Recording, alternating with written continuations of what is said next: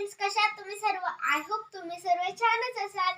मी सोजवरला स्वागत करते माझ्या YouTube चॅनल मध्ये. तर आज आमच्या स्कूल मध्ये आहे फॅन्सी ड्रेस कॉम्पिटिशन आणि ते पाहायला तुम्हाला आमच्या स्कूल मध्ये यायला लागेल. चला आपण पुढे पाहूया. Today I am going to perform a role of grandma's home remedies. Nowadays most of the people are using so many antibiotic medicine for small things. Pari, why are you coughing so much?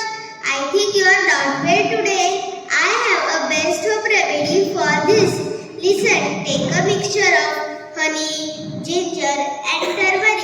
Then you will get relief from it. If you have fever, then take a plenty of coriander seed water. Then our temperature will be normal. And sometimes if you could not digest food properly and dysentery starts, there is also a solution on this. Take a plenty of cumin seed water and your dysentery will stop. But remember, home remedies are primary treatment. If you do not feel better, then you have to go to the doctor. Thank you all. Stay healthy, stay happy. Very good, Sodolya.